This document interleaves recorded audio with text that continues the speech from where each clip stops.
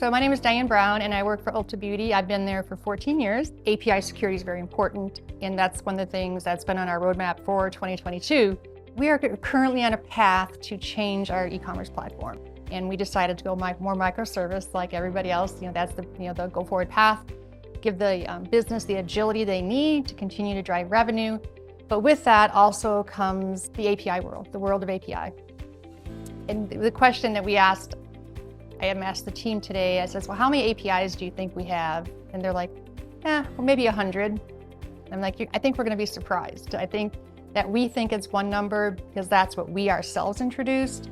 But now with SaaS, it's so easy for the business to partner with people and get this set up without a lot of IT involvement. And I think things are going more unnoticed that they had in the past, like with Log4j that came out. I think that was an eye-opener for the entire world because it was so hard to find. And even your different partners that you dealt with, they didn't even know they had Log4j in their tools or in their solutions. We're finding these things out later in life, and it's more difficult for us to stay ahead and manage that. So that's why having partners coming up with tools for us that help us in this microservices journey path we're on right now. It's kind of scary. Lots of things that are new out there, but with this API security, the Spider API security, we're really hoping that we can get that in there and help ease our mind when it comes to our customer and the data. It's all about the customer data and making sure we're protecting our guests. So the precursor for us looking at a bot management solution actually was the whole account takeover, and the fact that the business thought that we needed to help our guests and the experience that they have. And at that time, we were really new to the whole bot management. So what we first did is we started tweaking our web application firewall.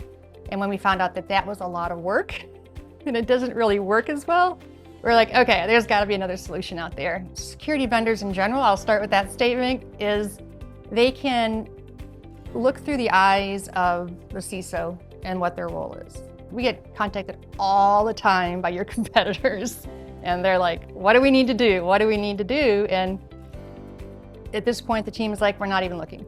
We struggle with organized crime, as with most retailers, in how to actually get ahead of the game. We have fragrances in our stores. Everybody loves fragrances. They're quite expensive.